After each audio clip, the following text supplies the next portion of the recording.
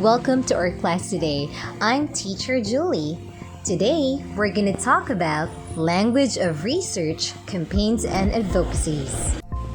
Understanding and using language helps us connect with others and create a lasting impact within and across different disciplines. Let's see first if you know something about our lesson today. Let's play Fact or Bluff. Answer fact if the statement is true. Answer bluff if it's false. Let's begin. Language plays an important role in achieving one's purpose for writing. Is it a fact or a bluff?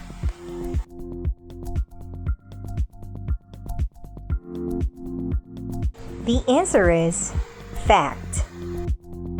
Supporting a campaign or an advocacy requires the use of strong persuasive language. Is it a fact or a bluff?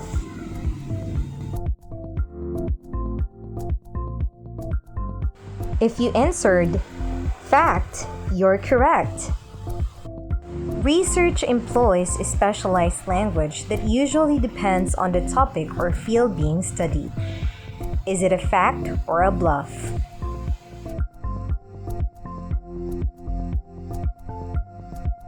I hope you answered fact. One's choice of words does not matter when delivering a campaign speech. Is it a fact or a bluff?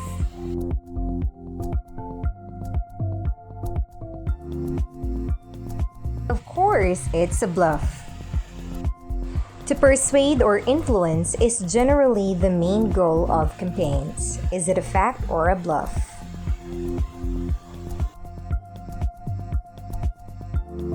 It's a fact. Wow, you did a great job. Now, let's continue to our lesson proper. Language of research, campaigns, and advocacies. Language plays an essential role in our lives. It is used to communicate, to inform, to entertain, to influence, and to persuade. Look at the pictures and identify which supports an advocacy, campaigns for a cause, or does research work. And these are the answers. Picture 1 shows campaigning for a cause. Picture 2 shows doing research work. And picture 3 shows supporting an advocacy. Let's know more about them. Research makes use of formal, academic, and persuasive language to communicate discussions and present corresponding findings for variables studied. Language greatly matters in research.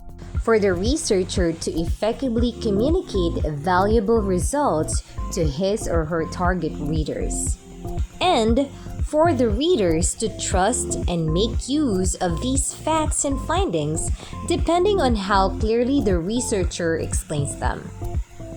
Note that the language a researcher uses also adds up to how reliable and convincing the research findings can be. Understanding the language of research can also mean becoming familiar and acquainted with terminologies usually associated with conducting research studies. See the example terminologies we use in research. Does this research paper use formal, academic, and persuasive language?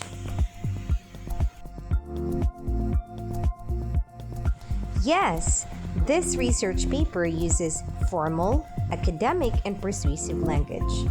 See the highlighted words in this research paper as examples. Next is campaign. Campaign is usually social and political in nature.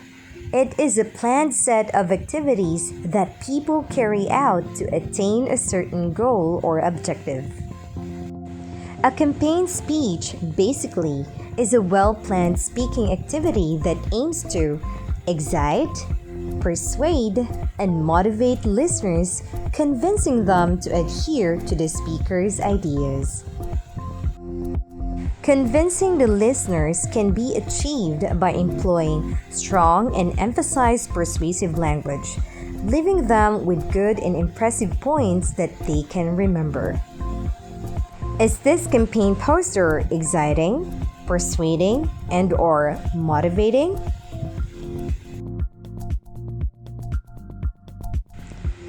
Yes, this campaign is persuading and motivating.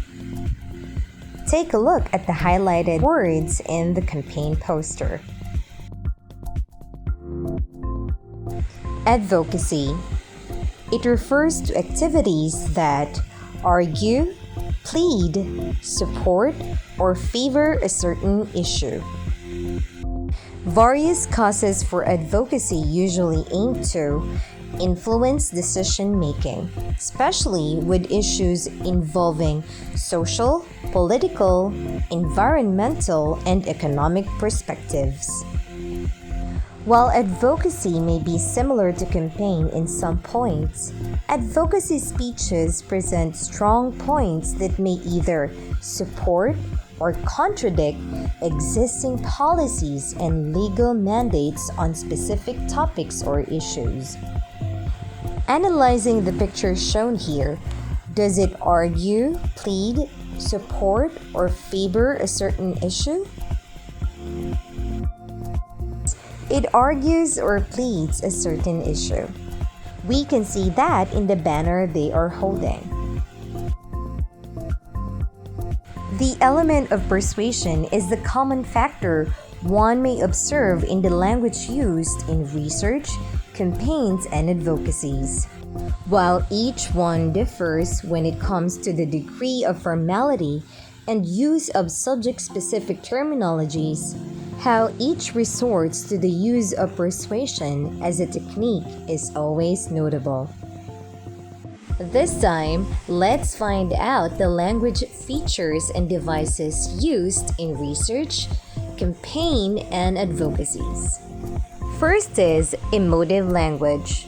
This technique uses words that evoke emotions and make people feel a certain way. It can sound more convincing even if it appeals to emotion. Can you find some clues in the picture shown that evoke emotions? Words such as thanks to, scary, and the speech evoke emotions. Note that emotive language is mostly used in newspaper headlines and speeches. Next, modal verbs. This technique uses words that express modality or how likely something is going to happen, helps adjust the level of certainty of events to suit arguments. When carefully chosen, these words like may, might, will, must, shall, can, could, would, ought to help improve the quality of persuasive writing. Can you identify the modal verbs used in these posters? The modal verbs used here are can, should, and will. Next, involving the reader. This technique uses personal pronouns and indicative words to establish a connection between the author and the reader. Can you identify the personal pronouns used in these posters? Those are your and you. Another language device is the use of rhetorical questions. These are questions that are not supposed to be answered. Instead, they are asked for effect, to illustrate a point or let the reader think.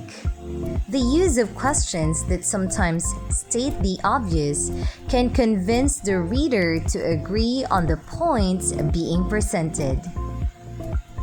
Can you see the rhetorical questions used here?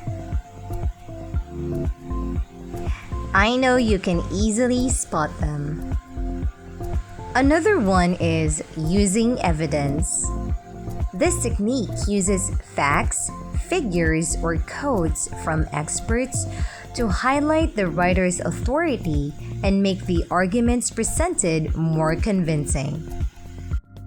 What evidence can you see in this poster?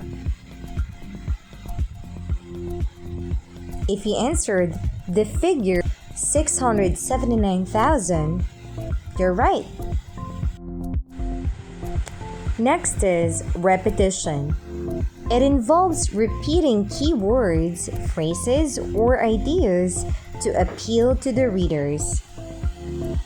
In this example, what is the word being repeated? The answer is hour. Another technique used is the use of adjectives and adverbs. Using carefully selected adjectives and adverbs makes it possible for the writer to influence how the readers feel. What are the adjectives used in these posters? Did he answer valuable and new? Then you're right. Next is association. This technique tries to link an object or an idea with something already liked or desired by the target audience, such as wealth, success, pleasure, and security. These examples link the idea of financial security and dreams, respectively. Another one is bandwagon. It is commonly used in advertisements.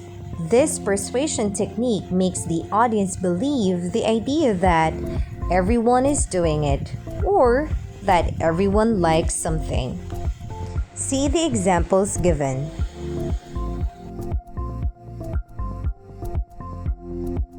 Lastly, experts. This means relying on expert advice from trusted people like doctors, scientists, and other professionals for things that the audience do not know. The idea that these experts are risking their credibility to support an object or idea makes the persuasion more effective. And that ends our lesson today. I hope to see you again. Bye!